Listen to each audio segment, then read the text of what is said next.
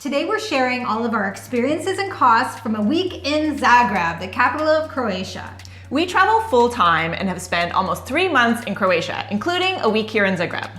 1 week is an extremely short stay for us. Usually we like to spend a month at each destination because it gives us more time there and is typically cheaper, or so we think. At the end of the video, we're gonna let you know, is fast travel really more expensive than slow travel? To everyone who's been following our adventures, welcome back for our very last episode here in Croatia. And if you'd like to know where in the world we're going next, you can subscribe to our newsletter. There's a link in the description below. But here's a hint. It's a country we've been to before and we just have to go back for the food. So you can go ahead and make your best guess in the comments below. Now, if you're new around here, I'm Stephanie. And I'm Gillian. We're a couple who retired early and began a life of full-time travel. So if you're looking for more on those topics, you can subscribe for a new video every week. It's been an incredible autumn here in Croatia. We started off by spending October in Dubrovnik, where we had the old town practically all to ourselves. And you can check out that video and all the other ones that we talk about today in the description below. Next, we spent November in Split, where we enjoyed the cafe culture and long walks on the waterfront. And that was the very last of the warm weather.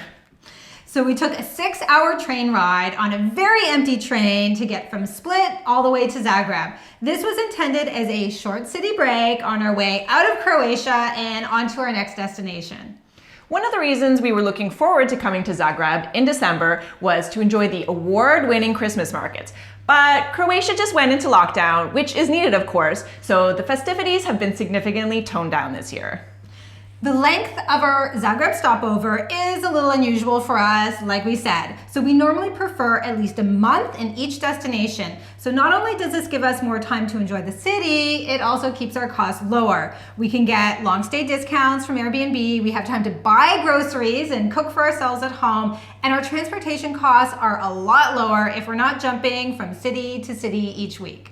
At least that's our theory. So with this 1 week stay in Zagreb, we wanted to put it to the test. And at the end of the video, we'll share how our costs in Zagreb compare to Split on a per night basis. Let's get things started with accommodations. So normally Zagreb in December is a relatively expensive place to visit because of those Christmas markets. In fact, when we were first looking at Airbnbs a couple months ago, the apartments that we liked were well out of our price range. However, when we look back again last minute, we were able to snag a great deal. So this apartment is bright and modern. It's very tastefully decorated in a minimalist way, which we really like. The kitchen has a rustic style to it with a gas range and a farmhouse sink. It doesn't have all the amenities that we usually look for in a longer stay. It does have a dishwasher, but no oven and no washing machine. Still, it's a pretty good fit for a 1 week stay. The apartment is also centrally located, just a short walk from the train station and close to the main tourist sites in Upper Town, and with a big park nearby for walking our dogs. It costs just under $300 for a week-long stay, which works out to $41 on a per night basis. When we booked our time in Zagreb, we were hoping to experience the Christmas markets and all the decorations that the city is famous for. However, things are quite toned down this year given the pandemic. Still, we managed to enjoy the city safely, mostly just by walking around and taking in the sights. We kicked things off in Ban Jelačić Square, which is the center of the city and a great starting place for touring the rest of Old Town. From there, we checked out the R.LUM.R market, which is a huge farmer's market, and then made our way to the Zagreb Cathedral. This is the defining landmark of Zagreb, with spires that you can see from basically anywhere in the city. Another spectacular and very different cathedral is St. Mark's, which is famous for its colorful tiled roof with the coats of arms representing Croatia and Zagreb. We also took a look at the Stone Gate, which is an important pilgrimage site that houses a painting of the Virgin Mary that miraculously survived a fire back in the 18th century. Aside from all the historic sites, Zagreb is also known for its street art, which we discovered as we walked around the city. Zagreb also lights up beautifully at night, so we found that there were many spots around the city for experiencing the Christmas lights. Our entertainment costs with that came in at just $0 for the week, since we kept to the free activity of walking around. Next up, we're going to be talking about all the delicious food we've been eating in Zagreb. And stick around until the end of the video because we'll be sharing how our experiences and costs in Zagreb compare with Split. Restaurants in Croatia are only open for takeaway and delivery right now, so we did the best we could with those options for dining out. We tried the classic dish of sarma, which is cabbage rolls with mashed potatoes. We also had chicken soup with dumplings and a really delicious mushroom and bacon soup. We also had the famous strukli, which is a thin pastry filled with cottage cheese, sour cream, and then baked. It comes either sweet or salty. We had the blueberry, it was sweet, and it was amazing. Cafe culture seems to be very important in Croatia. Even though the restaurants are basically closed right now, people still like to gather outside to have their coffee. So we joined in for a takeaway coffee and fritule, which are little fried dough balls covered in sugar. Our total spend on takeaway food was $114. When we spend a month in a destination, we always load up on groceries and do a ton of cooking at home, including trying out some local recipes. But because we were only in Zagreb for 1 week, we ended up getting takeaway a lot more often than usual. Still, we did manage to experiment with some Croatian classics in the kitchen.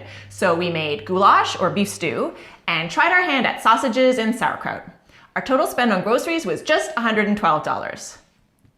Zagreb is a city that is just perfect to see on foot, so we really didn't need to spend on local transportation. Our only cost was our train ticket to get from Split all the way here. We did spend extra for a first class ticket in the hopes that it would be less crowded, and it did pay off because we had the whole carriage all to ourselves. So our total spend on transportation was $97.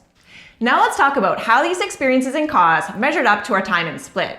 Is fast travel really more expensive than slow travel?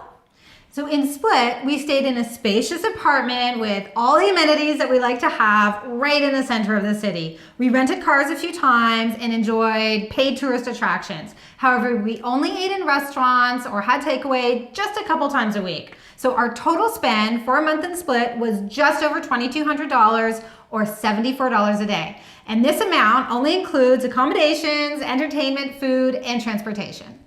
Comparing that to the week we spent here in Zagreb, we stayed in a comfortable apartment not far from the center. We got takeaway food every day, but did some cooking as well. We took the train to get here, but otherwise spent nothing on transportation or entertainment. So our total spend for 7 days in Zagreb was just over $600 or $87 per day. So yes, in the end, our fast travel in Zagreb really did cost more than our slow travel in Split. Generally, we like slow travel better because it gives us a chance to really settle in and make a new city feel like home. That said, it was great to have the novelty of seeing a new place, even if we did it a bit more quickly than usual. If you like this video, we recommend checking out the next one right here. It's all about how we spent a typical day of slow travel in Split. So you can go ahead and click on it now. But before you do, don't forget to subscribe for more videos and click that like button if you enjoyed this one. Thanks for joining us today, and we'll see you back next time.